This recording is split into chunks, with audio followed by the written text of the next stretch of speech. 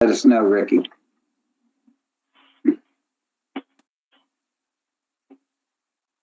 Okay, good evening. It's good to see everybody. Just a reminder, while we are virtual tonight, the next meeting on May 3rd will be an in-person meeting.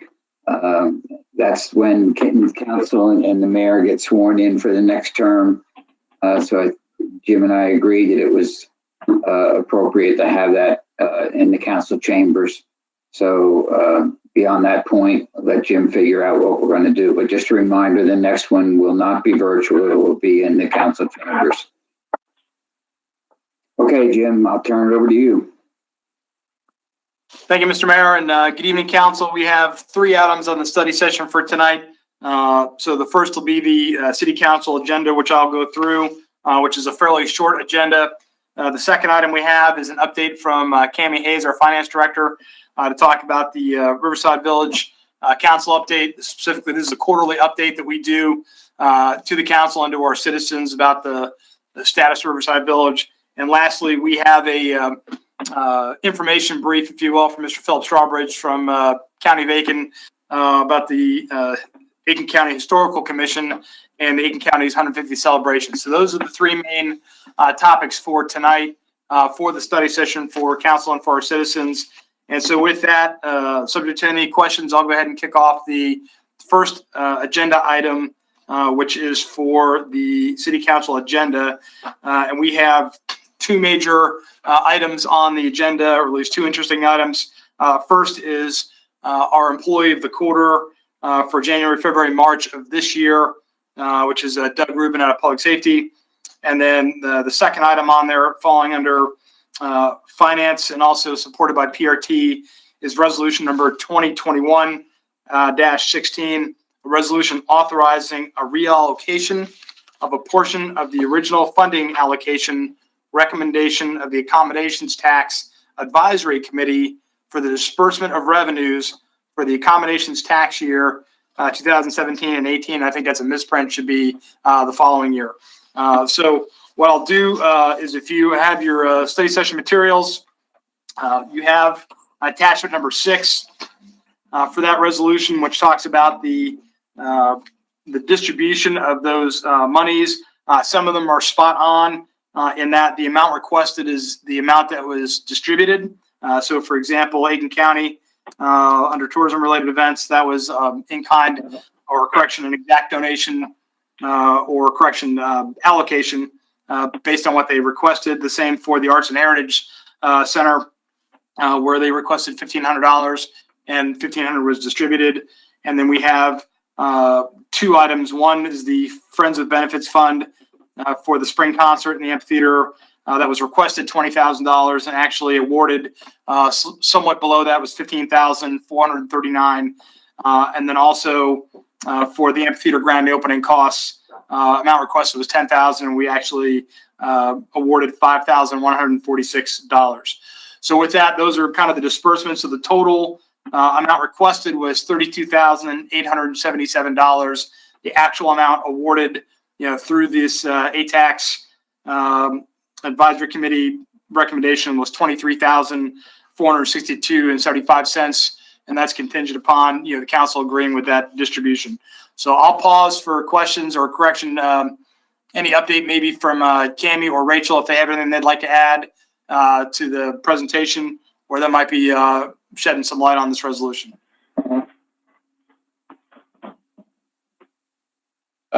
Rick, I guess you're on here. I noticed on the new allocation, it shows a mobile stage. Can that be pretty much used anywhere in the city, or will we use that for Jack-o'-lantern Jubilee as well, or is it just for Riverside Village? Eric, that can be used anywhere. We would use it for the Jack-o'-lantern Jubilee in any event the city had. All right, thank you. And what is the cost to rent one of those? I'm sure it's not cheap when we have to rent them every year. So this will pay for itself in a year or 2, you think? Well, not in a year or 2, but over the course of time with the number of events we have, yes. Just for the Jack-o'-lantern Jubilee, we've been paying around $15,000 for for rental for that. So you can do the math, and if we start doing more events, it'll make a big difference. All right. Thank you, Rick. You're welcome.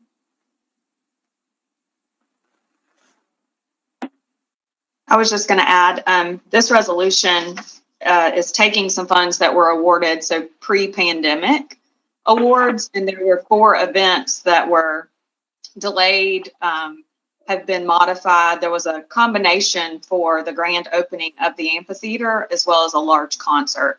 And so when the pandemic hit, those events weren't able to be held.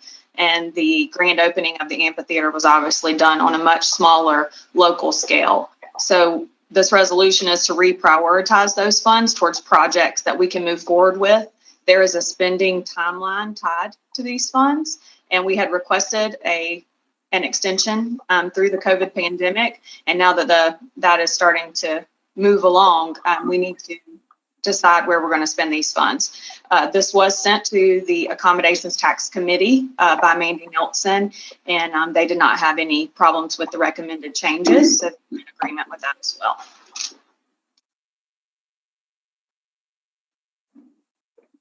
Thank you, Cammie. And Eric, you raised a good question. And of course, I think it's our hope and expectation that once we get out of this COVID situation with, controls on numbers of people and things like that on outdoor gatherings, that we will have a lot more events where we can use the stage, and it won't require funding all the time, just setting up, which I'm sure is an effort in and of itself.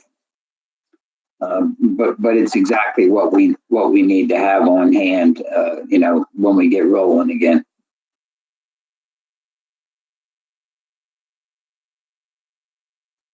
I'm sorry, I'm just joining. Is Cammie spoke yet? No, Okay, thank you. I mean, yes, she did, but not on the quarterly update. So, Councilman President, as well, just to be clear, what we're doing here in this ATAX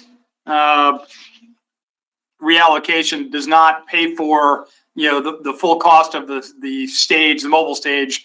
We're still working through some funding strategies to be able to procure that. So I just don't want to have anybody on the council misunderstand me and figure out that, by passing this resolution, we're actually going to get the stage, on some kind of nearby timeline. So there's still some money we're trying to scrape together to get a stage out there, understanding that's the intent that we have, because we do think that's a requirement for the city. Just it won't be done through this resolution. Hey, Jim, just a question. What do we anticipate the total cost of that stage is going to be?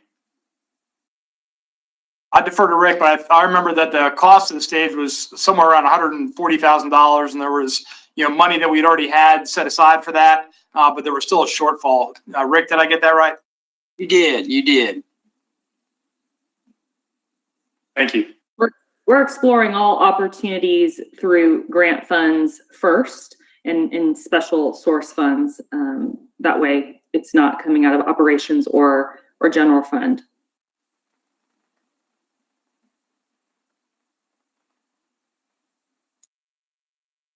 I still think it's a good thing. I just did a quick calculation. I mean, if it's $140,000 and it's costing us $15,000 to rent it, it only takes 9 events for it to basically pay for itself. So, I mean, if you do Jack-o'-lantern Jubilee, some stuff at the amphitheater or wherever, it'd be nice if we had the money to purchase it now. But, I think in the long run that will save us money over time. Yes, sir. That's the staff opinion as well.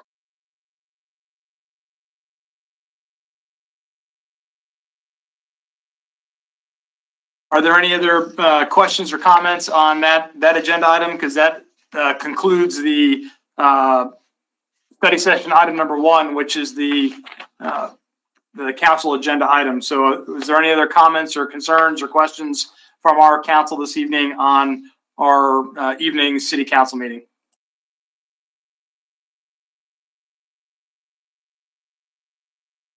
Nothing heard. So with that, what I'll do then is transition into item number 2 on our study session, which is the Riverside Village at Hammond's Ferry Council update. And so this will be Cammie Hayes, the city's financial Director, will be giving you an update, quarterly update today on Riverside Village. So Cammie, I turn it over to you. Okay, good evening. Just a reminder, we do have an annual filing requirement, and that annual requirement is part of our bond documents, and we do that annually off of our audited data that is prepared in our annual report. What City Council elected to do was to provide quarterly unaudited financial information, and that's what we are going to review tonight. Our 2020 audit is currently underway.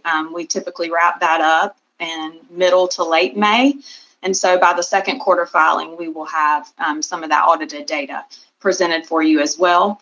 There are a few charts in here that are part of our annual report, part of the audited data package. So I will notate those. Those will get updated again once we complete our annual report. They're in process. They'll be completed within the next month.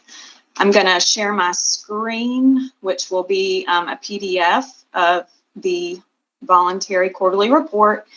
This report was posted to Emma, as is required for any updates given for Riverside Village that are financially related to the bonds. This is also on the city's website under our financial transparency section where the other quarters are posted. It's a little bit difficult for me to see if anyone has questions as I walk through as I'm sharing my screen. So if you could please hold those to the end, and then I'll turn it back over to Jim and we'll make sure that we get all of your questions answered. Okay, can everyone see that? It looks on my end that we're good to go. I got a thumbs up from Kevin and Jim. Okay, great. So this is our, again, voluntary filing for the quarter ended March 31st, 2021. This is unaudited data as stated previously. This first chart is the assessed value of taxable property. This is one of those charts that I mentioned. It's included in our audited report. So it will be updated with the second quarter filing as well as our annual filing. So this is just reflective of data you've already seen previously. The second table is our tax rate table. It presents 5 years worth of millage data. It's reflective of our current millage of 73.5 mils and showing that all of our current millage is dedicated towards operations. And this would be general fund plus the capital projects fund millage, our total millage rate. The next chart is reflective of our general fund budget for 2021. It was adopted on November 2nd. Total budget's $19,263,098. It's broken down by category of revenue as well as expenditure. The next chart is also an audited chart. It'll be updated next quarter. It reflects our 10 largest taxpayers located inside the city. Again, a lot of these statistical sections are things that come directly from our annual financial report and the audited data. So our tax collection record, it will be updated with the next quarter. Along with this outstanding indebtedness table, this is a table that comes directly from our audited financial statements. So starting with the identified sources of installment payments, we will have updates for this quarter. And general obligation bonds, what this table is showing is the debt that we borrowed for that is to be repaid with capital project sales tax 4 via the favorable referendum that we had in the city. This is for the public safety headquarters building. So we have not paid any principal at this time. There was a delayed principal due in this borrowing. So you will see that number decrease as we make principal payments in future years.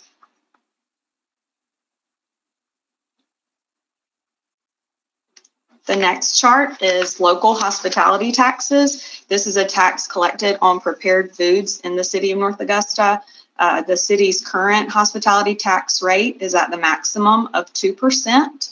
This data has been updated for 2020 for the full 4 quarters. Again, it's an unaudited number at this time. It shows a decrease of 5.54%. We were expecting that due to the COVID pandemic. The first quarter and part of the second quarter, we saw a dip of upwards of around 15%. What the 2021 first quarter does show you here, if you go back and look at the 2019 first quarter report and compare the hospitality tax, What we've seen is 18.5% increase, just comparing first quarter 19 to first quarter 21. So what that shows is not only has our hospitality tax recovered, but we're able to see some growth as well, which is good news for those businesses in prepared foods. So our current hospitality tax for the first quarter is $479,070. Now my screen went off. Can everyone else see me or? Okay. I can. The local accommodations taxes. So this is what we refer to as our heads on beds tax. It is a 3% tax for places of accommodation, such as a bed and breakfast or a hotel. Again, we saw a decrease here of 38.21%, not quite as easy for them to modify their operations due to the nature of their business. I went back and looked at the first quarter filing from 2019, and we've actually seen a 76.49% increase comparing quarter to quarter. So 2019 first quarter compared to 2021 first quarter is reflective of recovery as well as growth in our local accommodations tax. For first quarter 2021, that amount is $29,555. And this is for all places of accommodation in the city. Cammie, do we have it broken down like with Crown Plaza, Comfort Inn, Holiday Inn? And we're not supposed to disclose individual gross Oh, revenue. okay, all right, okay, thank you. Yes, ma'am.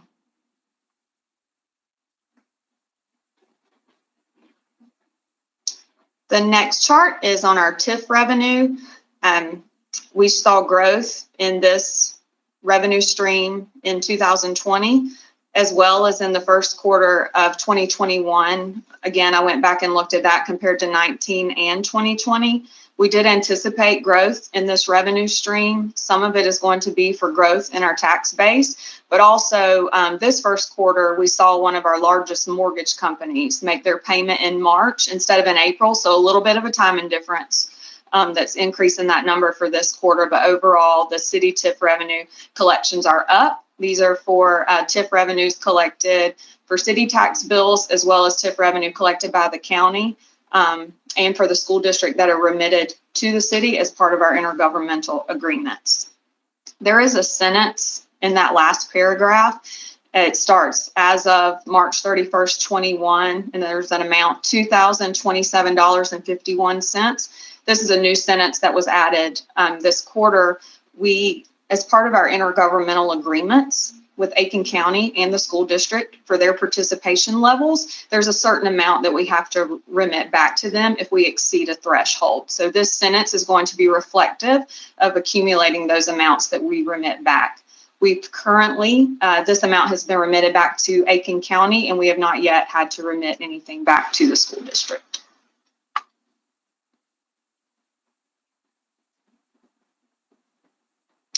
The next section goes into the municipal improvement district. We've had a lot of conversations about this in previous study sessions specific to the district and how we come up with those allocations and how the parcels are assigned their special assessment.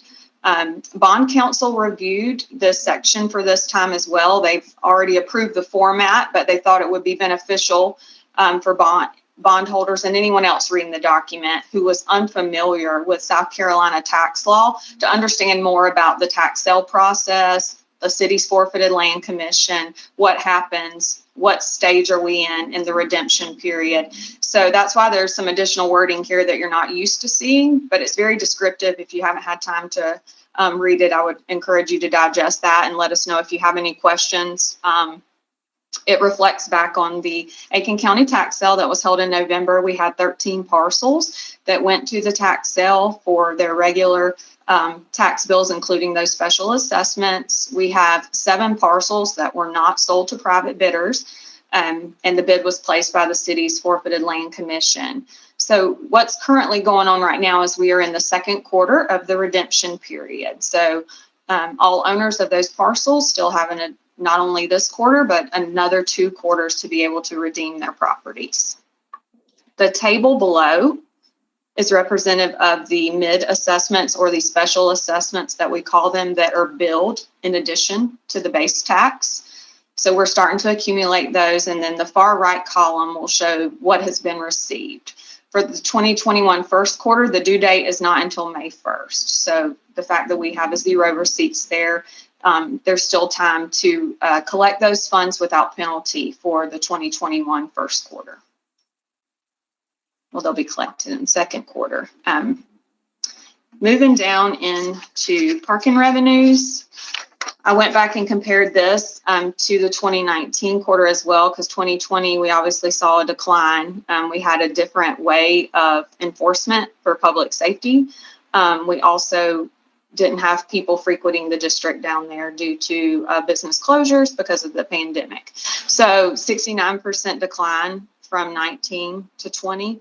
The 2019 first quarter, though, we were not collecting enough in revenue to cover our operating expenses just during that first quarter period. And so what this shows is that we are now collecting enough revenue to cover our expenses. The $5,654 is a net reported amount. So first quarter wise, we are seeing growth in our parking revenue, and it's starting off with this first quarter.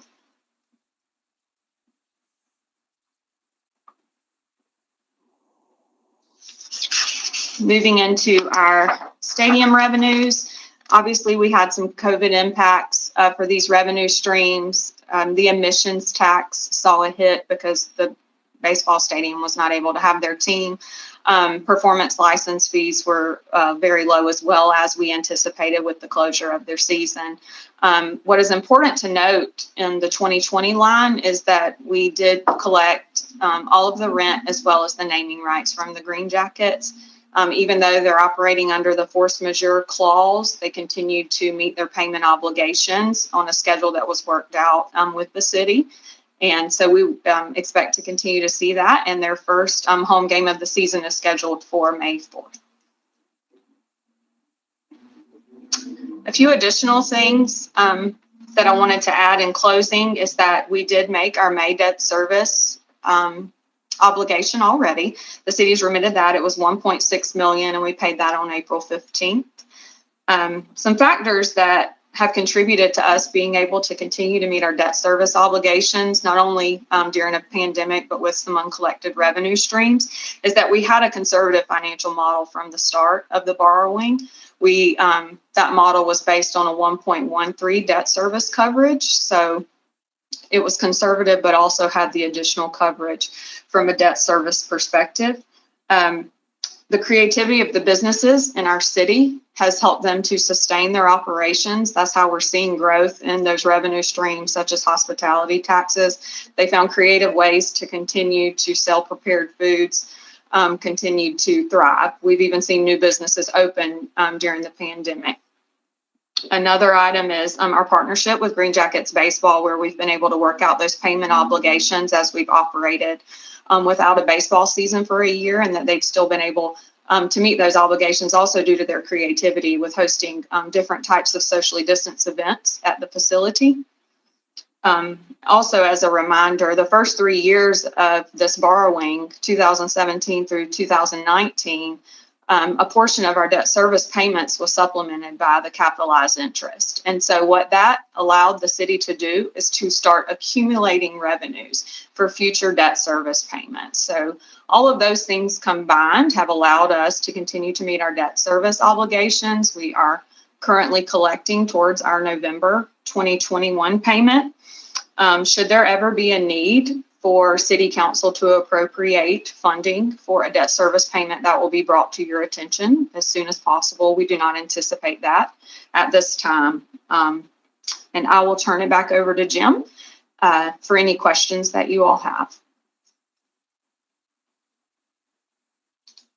Thanks, Cammie. I don't think I can say that any more eloquently than you did, but I will go to the council and the mayor and see if they have any questions or items they wish to put on the table. Just let me chime in, Jim, before anybody gets to their questions. Cammie, that was excellent. You answered answered unasked questions very well, and I thought that was very, very good. Thank you. Well, the city's very fortunate, Mr. Mayor, to have Cam Hayes as our finance director. So we're in good shape. You're not telling me anything I don't know. Tammy, real quick, Councilman Brooks? just a real quick question. Going through all of that, it looks like we've had growth in pretty much every area. Is that correct? Or was there any areas that were, it seemed to me, I was looking at the parking. Now, I don't know if that's gross or net or how that was working, but it looks like the parking is way down over years past, but everything else seems to be performing pretty good. Was there something I missed on that parking revenue?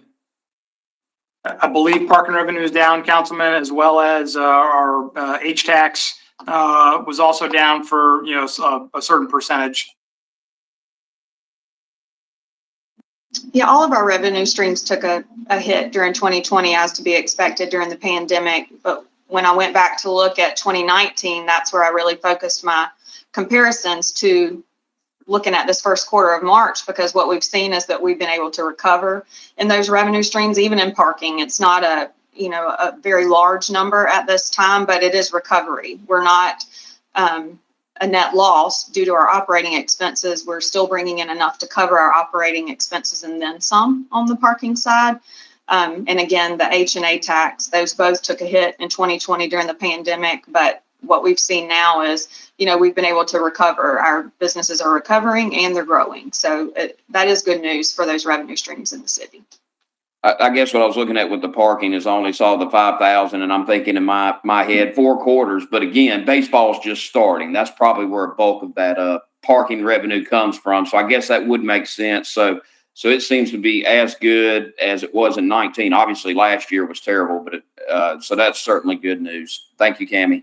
So, Councilman, the other thing that we don't know for sure as we look at this model is, the big change from 2019 is the change in parking decks, and that the stadium deck is now open. So some folks that might have parked in the city-owned, hotel deck will now park in the stadium deck, and the city will not get that revenue other than for special events. So for regular baseball games, we will not see that revenue. So, time will tell, and we'll see what our model looks like at the end of the year, from a parking perspective.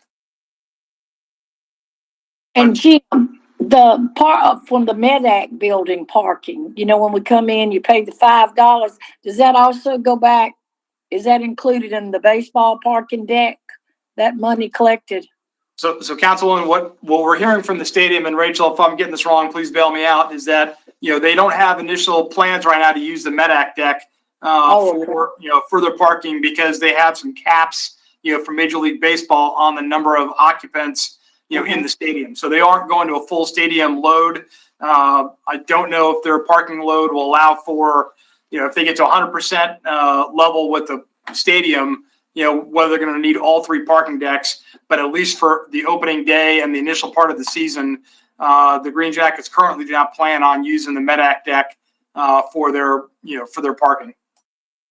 And that, like when you buy tickets, could then people purchase parking deck permits? Is that Well, they pay for the parking at just like the stadium, or correction, the hotel deck now, ma'am. They go in and they get their ticket or whatever. But for a regular ball game, the city does not, I believe, see revenue from that. It's just for like when they do concerts. If they host something there in the stadium, then the city gets a portion of that parking revenue, from the stadium. But I mean, do you know if the Green Jackets sell, like if I wanted to guaranteed I'd have a parking spot, then I would pay them like per season, or is that included? Or do you know? Have information, Councilwoman. I don't know if anybody in the staff does, but we can certainly ask the question. Okay. And then, Cammie, if you will go back, the debt service obligation for November, and I guess I was looking out the window or something when you were saying that, but what did you say? Would you feel like we will have enough money, but there'll be other resources? What did you say about that? Sure. So what I was referring to is that we are currently because we've already made our May payment, any revenues currently coming in are going towards our November debt payment. And so Okay.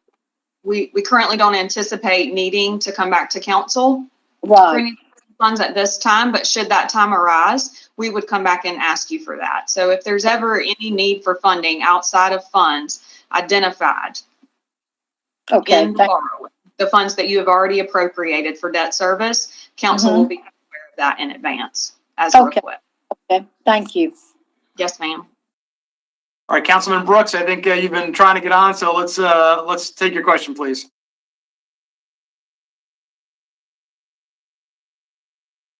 Councilman, I'm not getting any audio from your station at this time. I see you're greened up, but I'm not hearing your audio.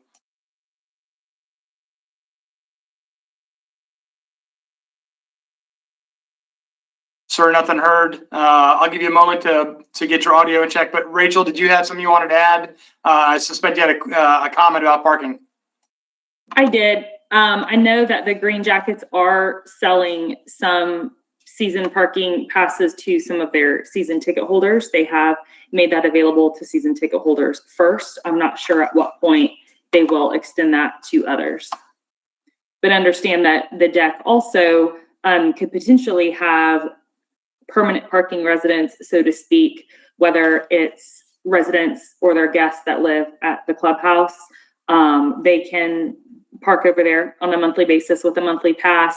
Certain businesses and restaurants that come to the area will also use that deck for parking and may have their own monthly passes as well.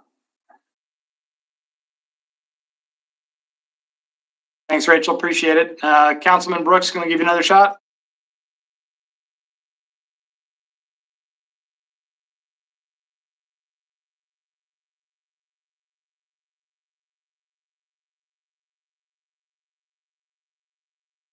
Sir, nothing heard. I send you a chat window, so if you'd like to chat me your question, I'll answer, or I'll try to answer it here in the forum. Councilman Dickert, you had a question or comment? Yes, sir.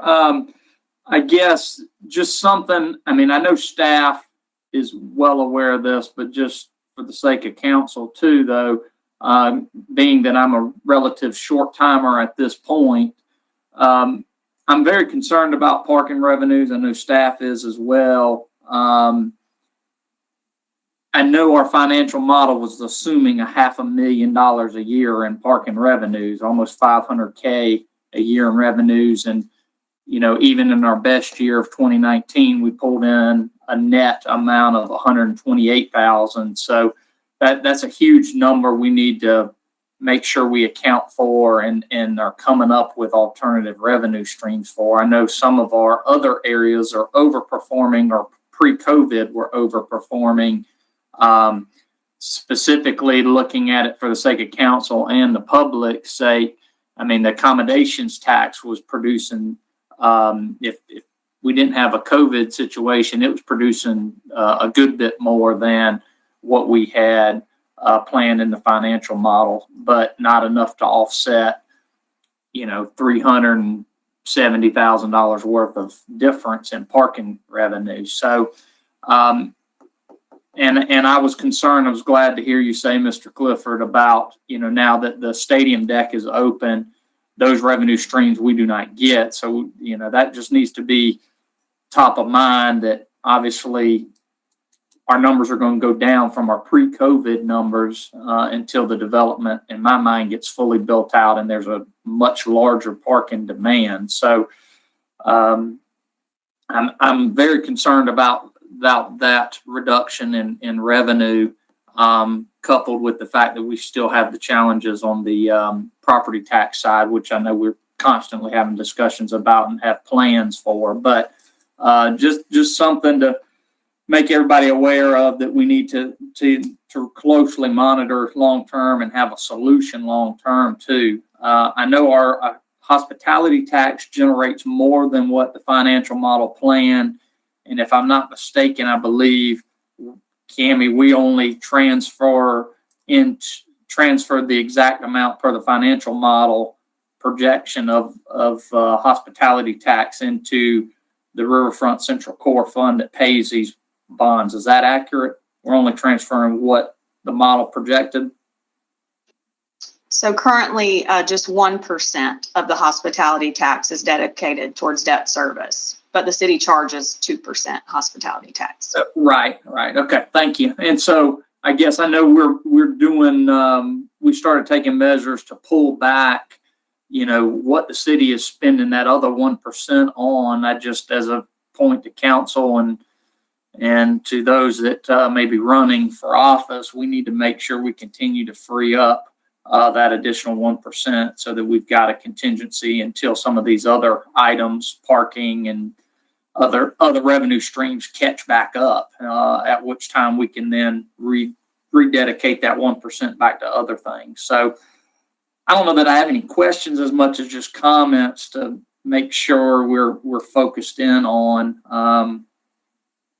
I'm glad to hear, Cammie, how you put it, and I appreciate you talking about 2019 and where we compare there. That was very beneficial to see and very encouraging as well.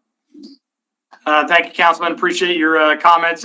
Councilman Toole, I'll get to you in just 1 second. I have Councilman Brooks' questions. They should be pretty quick. One was, what was the amount of May debt payment, and what is the expected November payment? I believe Cammie in the open source here said that the May debt payment was approximately $1.6 million, and that payment was made on the 15th of April. And then we have a November debt payment, which is the larger of the payments. And Cammie, can you remind me what that payment is, or rough order of magnitude? The November payment's $2.3 million and includes both principal and interest. Thank you, Cammie. Appreciate it. Councilman Brooks, looks like that answered your question, so appreciate it. Councilman Toole, over to you.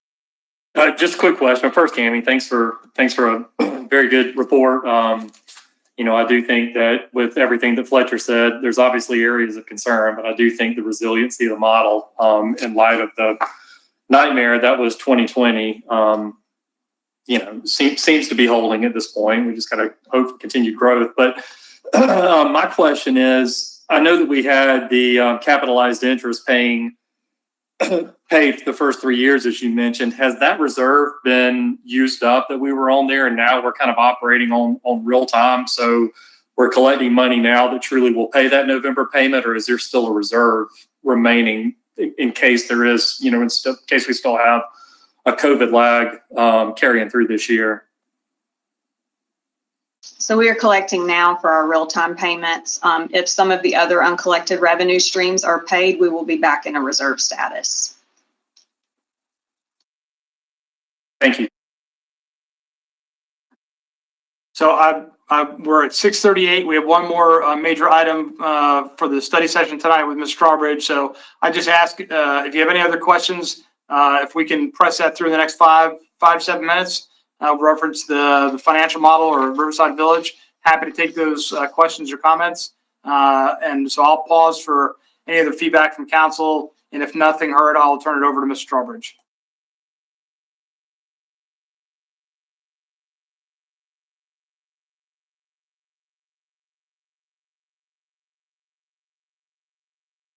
Okay, nothing heard from Mayor and Council. So what I'd like to do is we're going to turn this over to Mr. Strawbridge, and he's got a presentation this evening that he'll be giving. I think that was in your study packet as well. And so, Mr. Strawbridge, I'll turn it over to you. Thank you. Is Mr. Jones going to flip the slides for me, or do you want me to pull my own slides up? I'm going to do it. I just wanted them to see your face while you gave your introduction before I shared my screen. All right. So here's my introduction. First, good evening, Mr. Mayor, councilmen, councilwomen, and staff. I appreciate you giving me about 5 to 7 minutes here to do this, right? I am the chairman of the Aiken County Historical Commission. It's a 9-member commission whose very simple mission is to oversee the Aiken County Historical Museum. It's on Newberry Street in Aiken. We actually have a much larger mission statement, but that's probably enough for you. You may or may not know, but Dan Reese represents District 4, County District 4, which is where we are in North Augusta. I represent, I'm the at-large member, and I represent Gary Bunker, the chairman of the Aiken County Council. Now, I also live in North Augusta. Way back in, say, January or so, maybe a little bit earlier, our museum proposed to the county that we hold a year-long multi-event celebration for the 150th anniversary of our county, which was actually celebrated in March, or actually founded in March. And our executive director, Lauren Virgo, is leading this project. So that would kind of take care of my introduction, Rachel. Okay? If you'll go to, you can go to the second slide, primary project 1. Okay.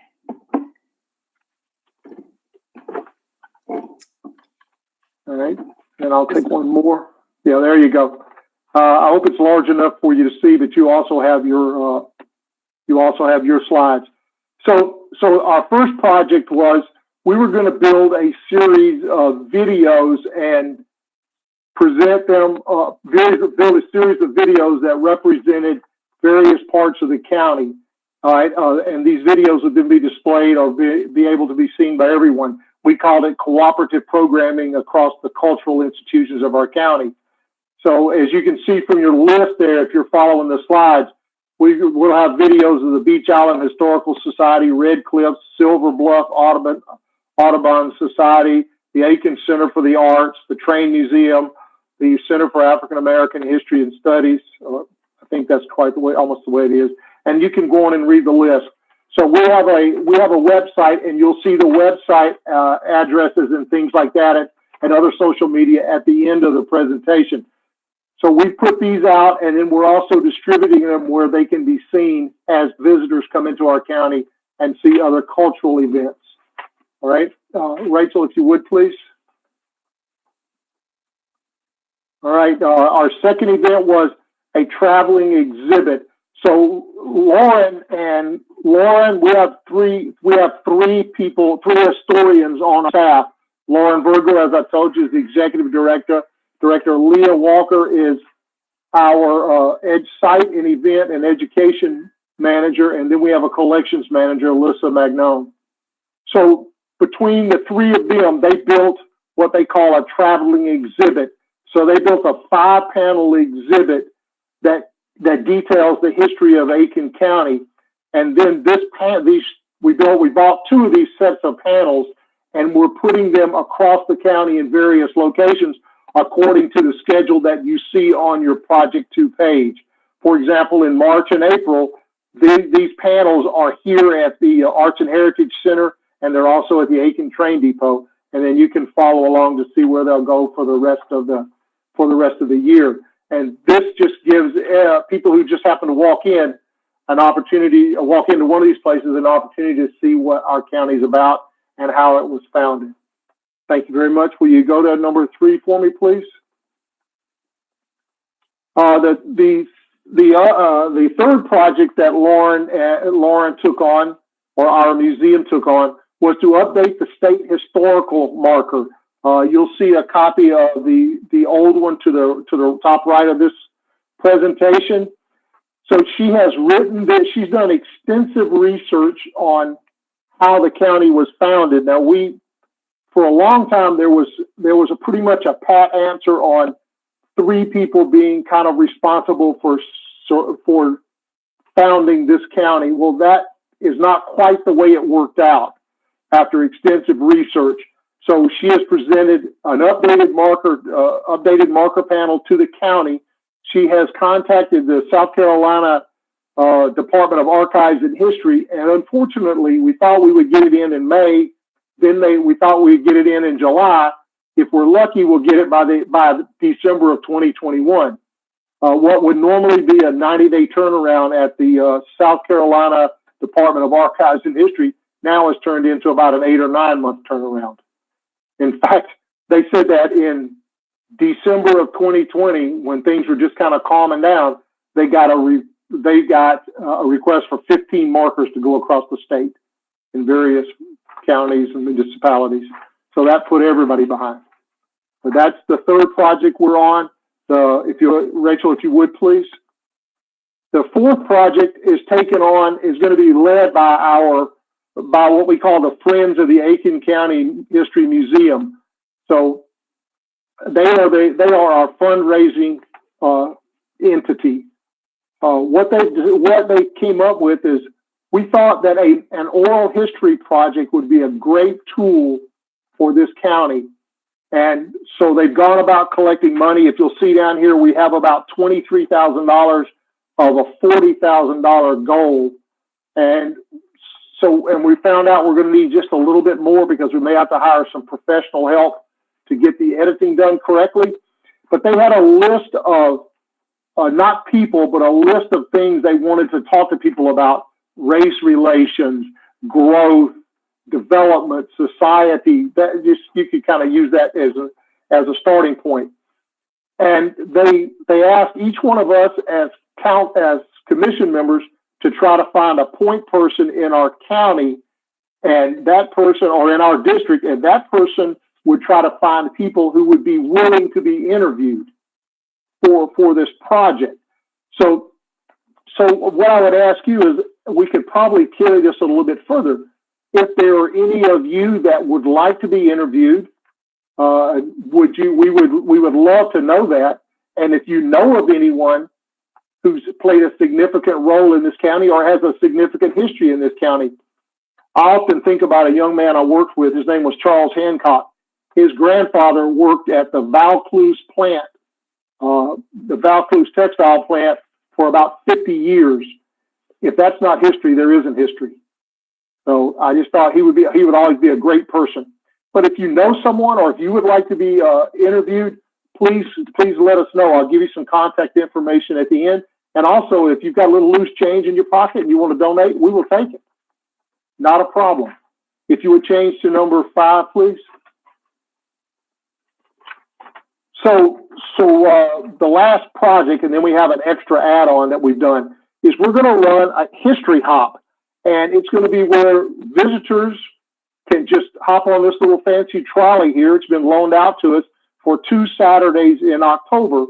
And they'll shuttle between historic sites here in North Augusta and on one Saturday. And then they're going to take the trolley to Aiken, and they're going to do it again. And there'll be they're hoping to do some themed events and things like that. The dates down here are October the 9th for the city of North Augusta, noon to 4. The city of Aiken on the 23rd of October from noon to 4. So that would be our 5th one project. And if you'll turn the page again, please. So some ancillary things that are going on also with this 150th celebration is that with the Friends of the Aiken County Historical Museum, they have written us a grant, and we're going to build a passport, take-home passport naturally. And what we're going to do is we have 12 history-related sites throughout the county.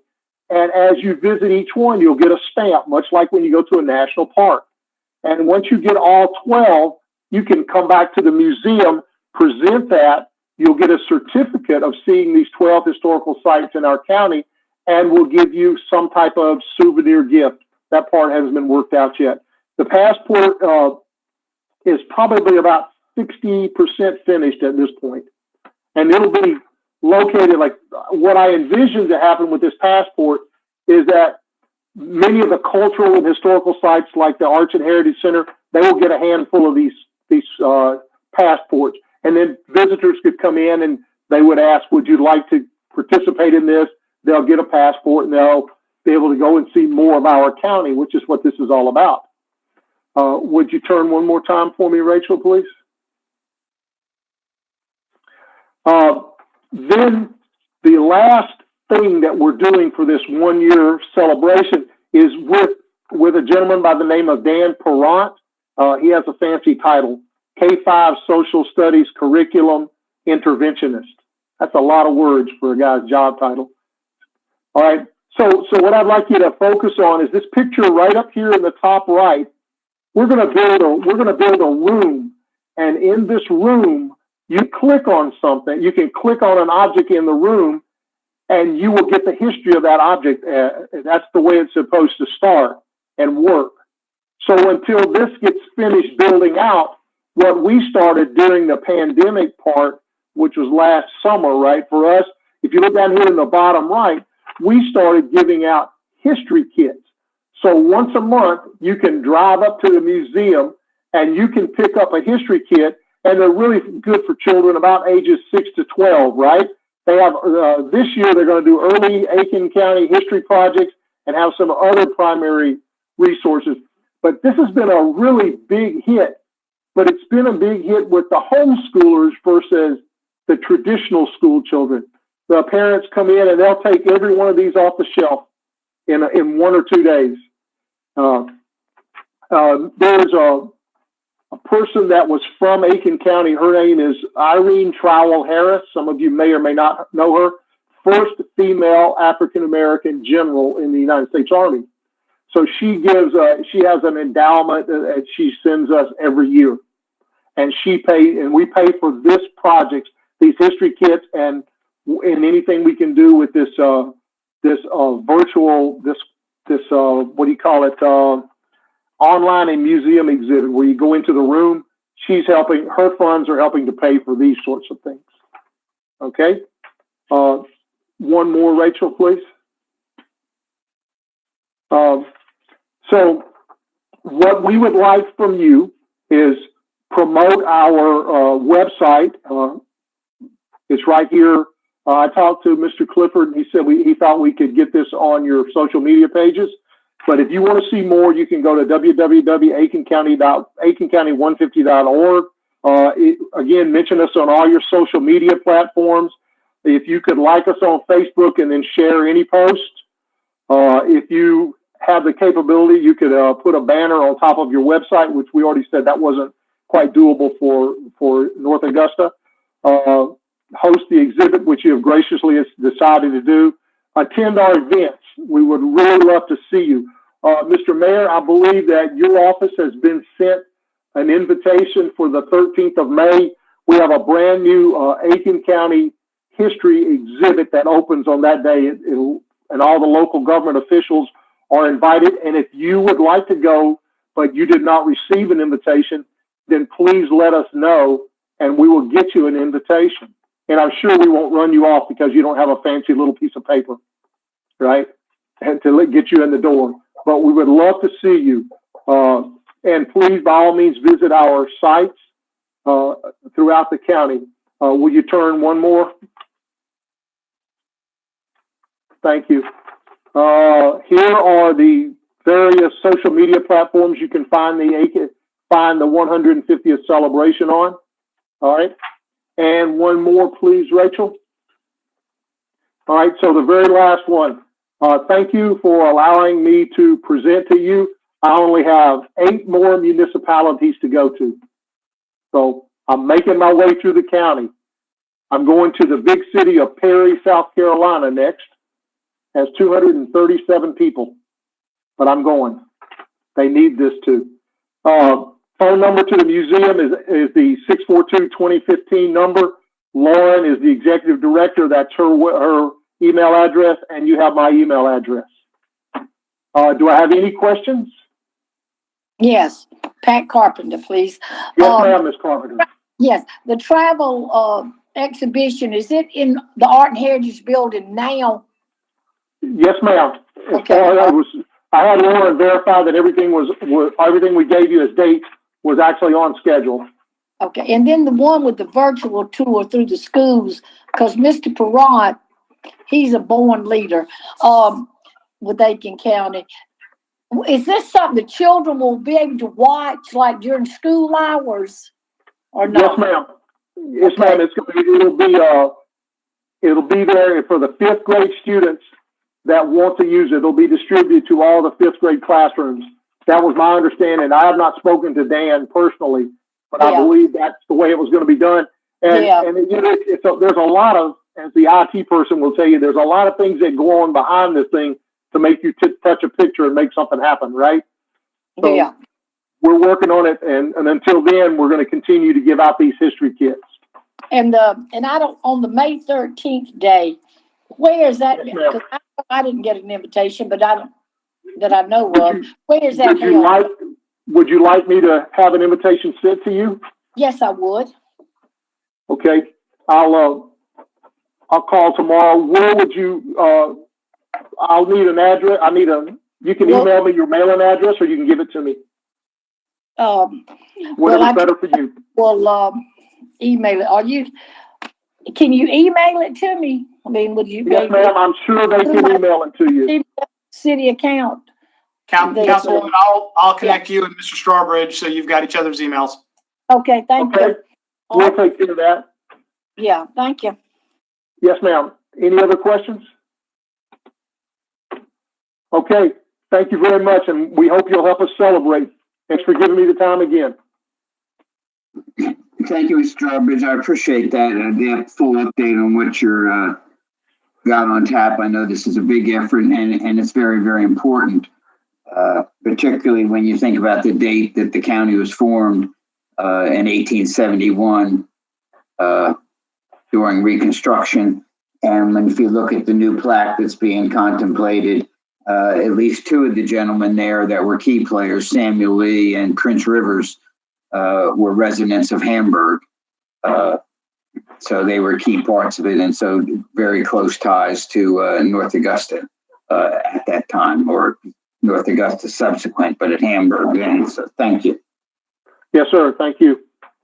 Mr. Clifford, thanks again. Thank you, sir. Mr. Mayor, we've got 4 minutes. If you'd like to adjourn the study session so people can take a comfort break, and we'll be ready to start at 7 p.m. for the city council meeting. Done.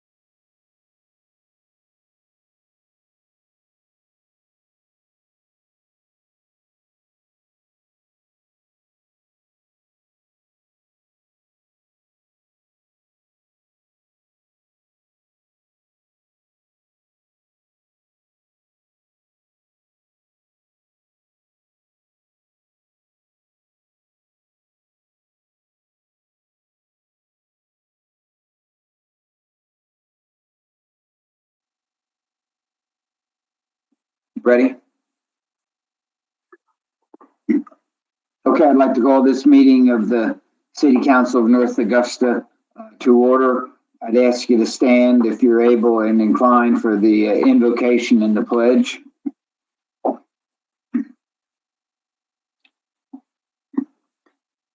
Dear God, we come once again as a council and staff to listen to staff make presentations and to conduct the city's business. As a nation, I think we're on edge, praying that violence doesn't erupt any more than it has thus far, and that which has erupted be controlled without loss of life and property. We're certainly concerned about our city and our employees, particularly in this case, our public safety officers. We ask that you give this council wisdom, and as always, we ask that every employee of this city, especially our public safety officers, remain safe. Amen. I pledge allegiance to the flag of the United States of America and to the republic for which it stands, one nation, under God, indivisible, with liberty and justice for all. Thank you. As I look at the screen, I believe every council member is present. Mr. Brooks, Ms. Carpenter, Dickert, McGee, Mr. Presnell, Mr. Toole, and yours truly. So, Sharon, we're all present. Council, you were provided minutes of the study session and council meeting of April 5th, 2021. If there are no corrections, additions, they'll stand approved as provided.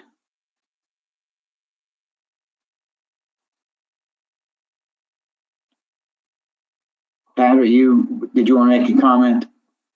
Okay, sorry. Okay, hearing none, we'll move on to item number 5. And this is the employee of the first quarter of 2021. And this employee is Doug Rubin, a public safety officer.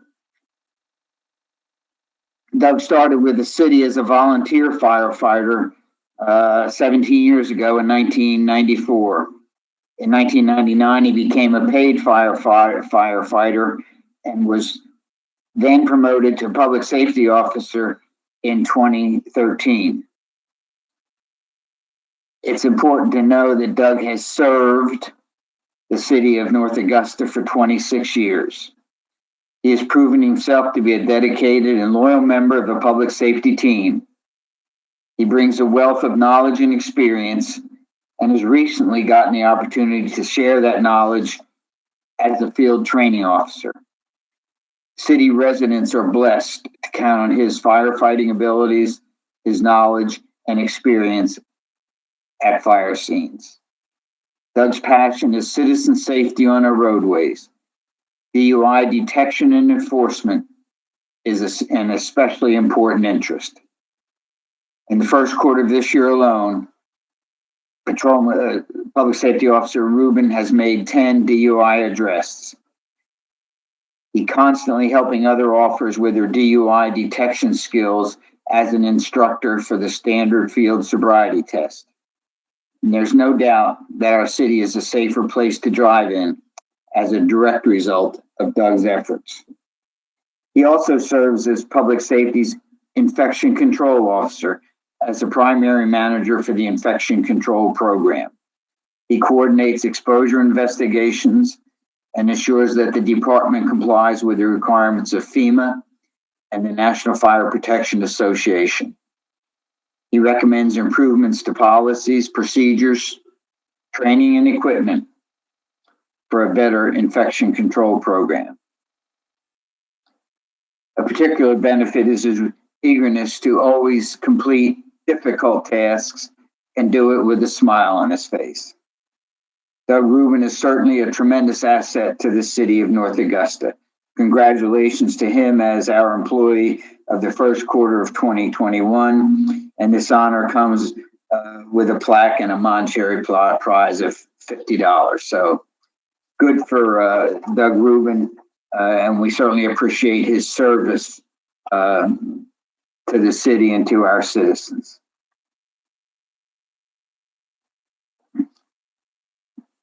Moving on to item number 6 under new business and finance, which is resolution number 2021-16, a resolution authorizing a reallocation of a portion of the original funding allocation recommendations of the Accommodations Tax Advisory Committee for the disbursement of revenues from the accommodations tax year 2017 to 2018.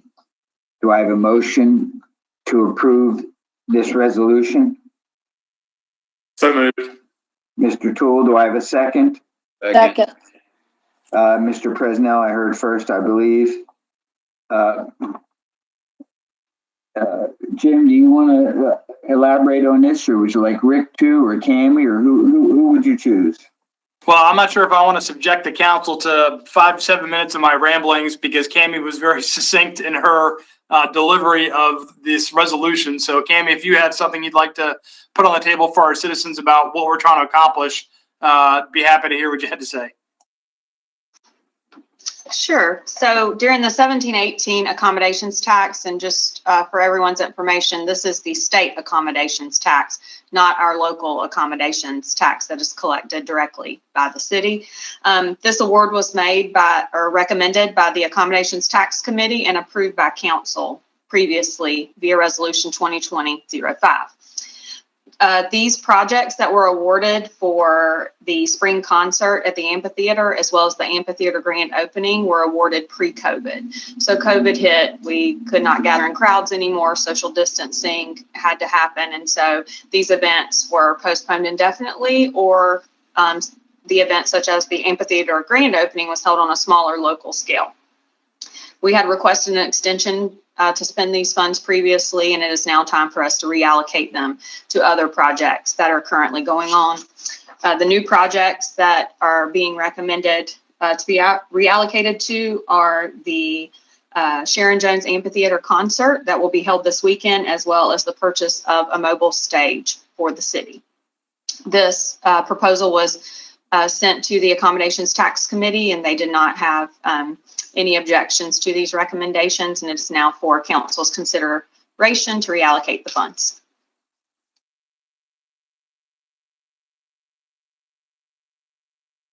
Thank you, Cammie. Appreciate the executive version, which was much better than mine. So, Mr. Mayor, turn it back over to you or to council for any questions on this particular resolution. Okay, thank you. And thank you, Cammie, as well. Are there any comments or questions from council? Now, this might be a crazy question, but we do have the mobile stage, right? I mean, it will be there Saturday night. Yes. Rick? Okay, thank you. Stage for Saturday. Yeah, Rick, go ahead, or Rachel. Yeah, we're renting a stage for Saturday. Oh, okay, thank you. Any other comments or questions? Hearing none, I'll call the question. Mr. Brooks? I saw the hand raised for a yes. Ms. Carpenter? Yes. Mr. Dickert? Yes. Mr. McGee? Yes. Mr. Presnell? Yes. Mr. Toole? Yes. And the chair also votes yes. The resolution is approved unanimously by a vote of 7-0. And that concludes the action items on the agenda tonight.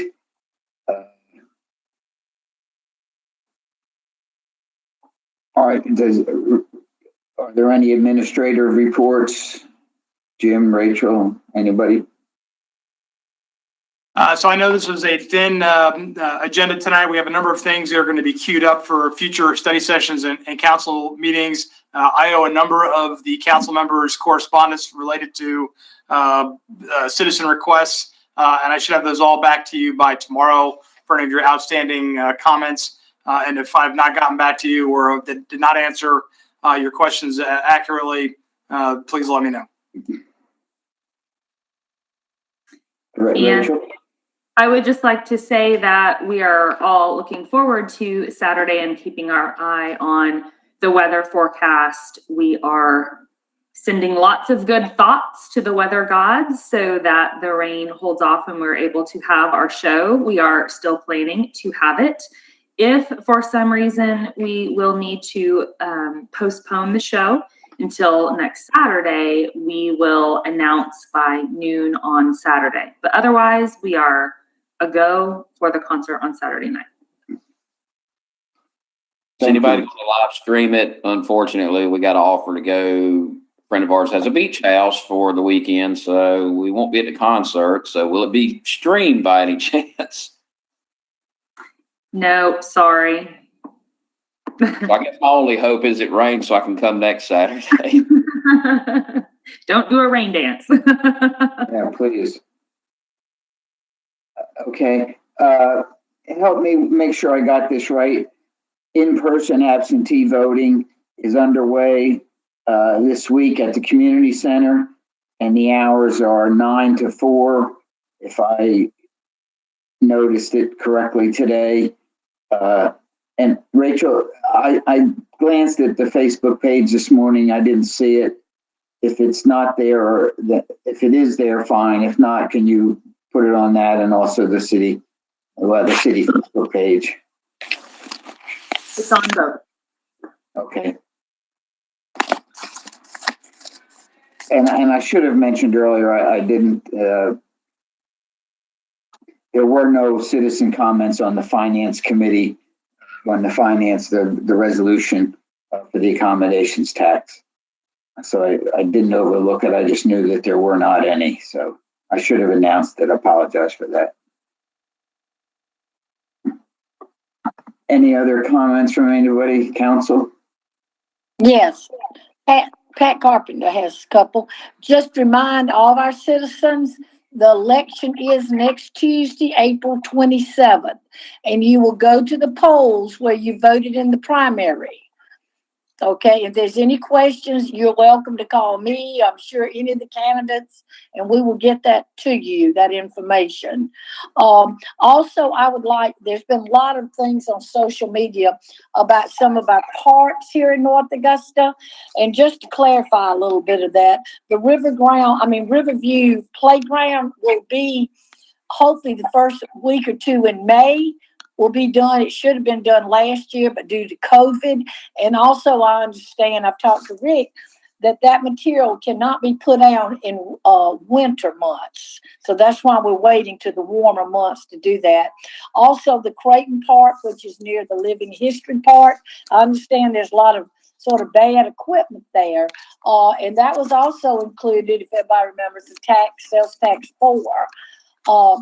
But this is just Pat Carpenter's opinion. I think we maybe as a council or Rick as a Park and Recreation, look at that. If the equipment is dangerous to people, maybe we need to remove it until we're able to put the new equipment in. I think it's equipment that cannot be repaired. It's going to have to be replaced. But just so our citizens know, we are working on these parks. Okay, and we're having to work according to when the sales tax money comes in. And for my memory, when is the 7 year up for this sales tax 4? Does anyone know? Cammie? Yes, ma'am. So 2020 would be our first year of receiving collections, so you can go off from there. We should receive our final allocation in 2025-26. Okay, 25, okay, I could not remember. So, and one more thing, Jim, thank you for coming Saturday to the Wrecking Crew, our first baseball game. And like I said, I know everybody's got lots to do, but we will be there for the next 5 weeks, Saturdays at 10:30 for an hour and 15 minutes, if anybody would like to join us. Thank you. Mr. Mayor, if I can, real quick, I just wanted, this is one of the things I know this is probably our last virtual meeting, at least the next one will be in person, but when Doug Rubin was announced the employee of the quarter, me and Doug grew up together, went through middle and high school together, played soccer together. He is a wonderful guy. I'm glad he is a great officer. For those of you that don't know him, normally they're in person, so we can tell them these things. I don't know if he's watching or not, but Doug, if you are, you definitely deserve this award. And I personally, and I'm sure everybody else here, we all appreciate what you do for us. Thank you. Thank you. Nice words. Anyone else? Okay, we received one citizen's comment via email, and this is from Mr. Fred Alardi, and he asked that the following letter be read and answers supplied to the questions asked. And he thanked Ms. Lamar in advance for the response. And the letter says, "Dear Mayor Pettit, I have further reviewed your response via Facebook that you made to my letter dated 04/05/2021. As you are aware, I requested my letter to be read and answered at the April 5th, 2021 council meeting. You chose to verbally answer my questions at this meeting. As a follow-up, I submit the same questions as previously sent to you and one new additional question. I request a clarification to some of your responses and an answer to the fourth question. The first and second questions were as follows. Number one, I have been told in previous requests that I made that the information required to get financial information for the payment of the city's financial obligation for Riverside Village can be reviewed on the city website under the category, quote, Series 2017B disclosures, unquote. After reviewing this information, I noticed that the fourth quarter for the 2019 voluntary filing was missing. Was this done for any reason? Was the information required supplied in the city's financial documents, and is it general policy not to supply financial information in this format to the financial institution reviewing the bond payments at year's end? Number two, it has been 95 days since the completion of 2020. Our mayor, Mr. Pettit, has indicated he reviews financial status monthly. It would appear somewhat strange to me that council and/or citizens have not been able to review the financial status of the Riverside Village project after all of January, February, March, and 5 days in April have passed. When can this information be reviewed by council and citizens, and in what time frame can it be expected going forward? Mayor Pettit's response, and I paraphrase, the final financial audited report for 2020 has not been completed. Thus, the audited information necessary to complete the fourth quarter EMA report is still not available. And this is Mr. Lardy. My further questions and comments to your response. Isn't it true that the first 3 quarters of EMA reporting are based on available information at the time they are generated? The answer to that obviously is yes. What would prevent our city accounting staff from preparing the fourth quarter report in EMA format, noting it is unaudited, posting it only on the city website for all to review, and not sending it to the banking institution until all the I's are dotted and T's crossed in the formal report? The answer to that question, and I'm not the bond expert, and Cammie, if I misspeak, please correct me. The EMA, any financial disclosure information has to be provided to the bondholders at the time it becomes public. So we're unable to informally, for want of a better word, post financial information on the city website, which is not provided to the Emma reporting system, where bondholders have access to it. What's different about, in my opinion, what's different about the fourth quarter Emma report is that is the required report by Emma, and we want to only provide one version of that report. And so when we get the audit completed, which as Cammie indicated earlier tonight, will be in May, that's typically the time. At that time, the audited information will be provided on the Emma reporting system and then provided to the public. The information, council, you received today was posted on the Emma website prior to it being provided to us. So we complied with that legal requirement. Cammie, Kelly, anything I misspoke about? I don't have anything to add. Okay. And then he goes on to say, are you further implying that council, citizens, and you cannot react to financial status until a formal audited financial report is available? And again, that goes back to the legal requirement to report information via Emma on financial information to bondholders. Wouldn't their own current evaluation, reaction, and recommendation be based on dated information that presently is at least 100 days old? As regards 2019, there's still no fourth quarter Emma-like report, which would make it possible to do a comparison of 2019 results and 2020 results once the 2020 results became available. In answer to that, until in consultation with our bond attorneys, Kelly, Cammie, we elected to make quarterly reports on unaudited information to you, council, for your benefit. And so you would have a quarterly update. We know it's unaudited, and that was something that typically is not required, but we are doing it voluntarily just to keep everybody up to date. And in answer to the question about it's been 100 days since the end of 2020, that has happened every year since we have been making the reports. The year-end report, which in the early years was the only report provided, still was provided according to the same schedule and time frame that we're following now.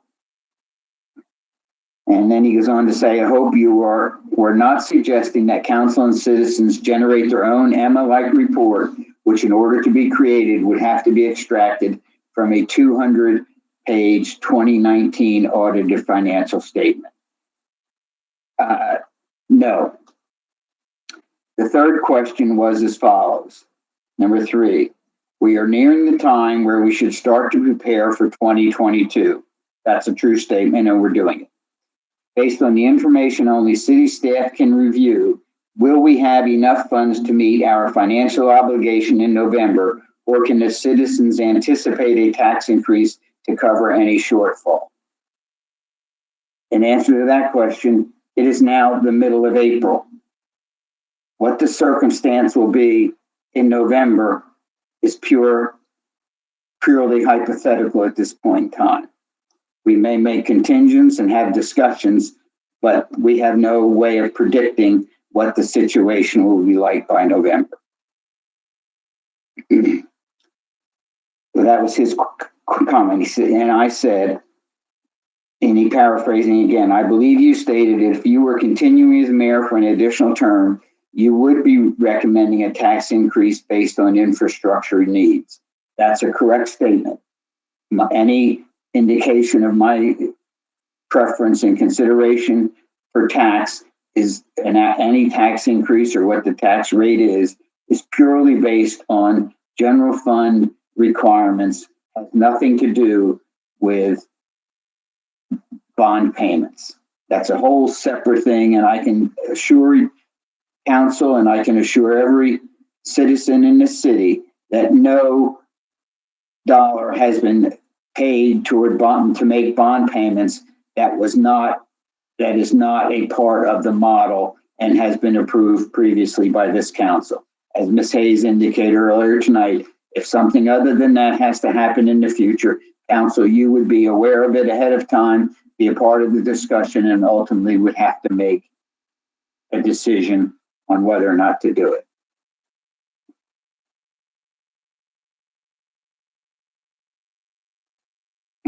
My further questions and comments to your response. Nowhere in your response did you anticipate or state the need for additional funds to support Riverside Village or the loan payment to support that project. That's a fact. Clearly, there are shortfalls in the TIF Scenario 90 funds. How will they be made up?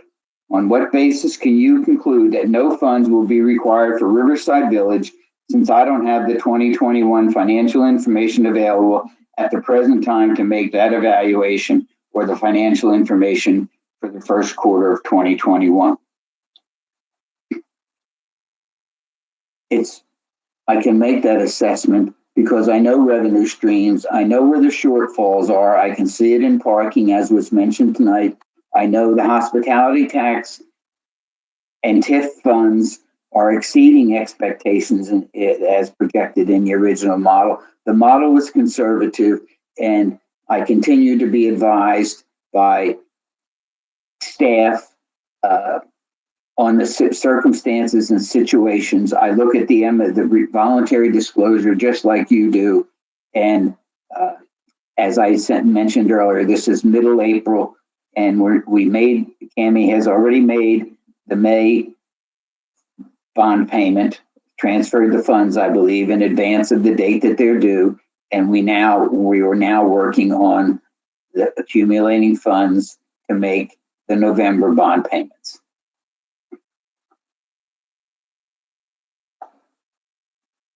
So can I conclude positively? Absolutely not, but I have indications, and my sense of the finances is why I've made those comments and the decision, and I'm hopeful that future circumstances will be more promising.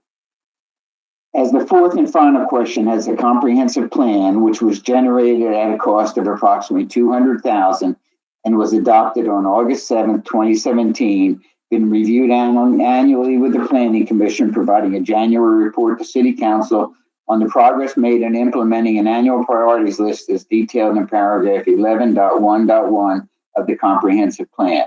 If so, are there records of the Planning Commission's annual reports to City Council that citizens can access?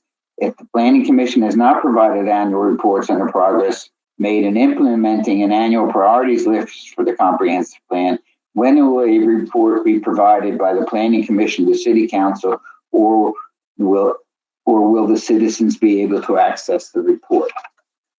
I will defer on this one to either Rachel or Jim. Rachel, do you want to? Certainly. I see Libby. I'm sorry, I didn't realize she was here. For the 2 years that Libby has been here, for the 2 reporting years that Libby has been here, 19 and 20, the annual report has been prepared, presented to the Planning Commission. The document is part of meeting minutes as backup, and the report should have been submitted to all council members via email as information. Okay, thank you. And also, just the general observation is that the comprehensive plan, I think, is close to 5 years in at this point, and it's now under revision, hopefully to reflect the current situation and what our hopes and plans are for the continued development of the city. So it's a good comment from Mr. Lardy, and maybe as council, if I were still going to be mayor, I would become more aggressive in that issue, because as I don't think it's any secret that the comprehensive plan as it's now written hopefully led to the revision that's underway to be a more useful document to the city, because it's a requirement of our development code and other things. It provides the basis. So hopefully we can get that completed in a timely manner and be responsive along with the development code, so that the development code can reflect the city priorities. Did I misspeak? Anybody? Libby? Rachel? No, you're spot on. In fact, I believe it was just last Thursday, the Planning Commission met. They met with the contractor, the Council of Governments, who's going to be providing and preparing the update to the comprehensive plan. As an intro, a timeline was provided for the update to be wrapped up and presented to council by the end of the year. So I believe they plan to work every study session at the Planning Commission meetings to provide input for the update. And of course, all of those are public meetings. So they've just kicked off to meet the goal of completing by the end of the year. Thank you. Anyone else? And just to conclude Mr. Lardy's letter, he said, thank you in advance for your attention to my letter. I request that you insert this letter as part of the minutes of the meeting, and if answers are provided in writing, they should also be included in the minutes. And he wanted to thank me for my service as mayor, and he wishes me a happy and long life in my retirement, and he appreciates my understanding of the questions that he submitted, and hope that they provide some insight to what citizens are concerned with. And I do appreciate the questions, so I can understand what the concerns are, particularly as it relates to the voluntary or the required disclosures under the EMA. In fact, it's the EMA legal requirements that are controlling in the quarterly updates that are provided, because of what information can be made available and how it has to be made available to bondholders prior to it being released publicly, or that is the public release, and then we brief on it subsequent to that.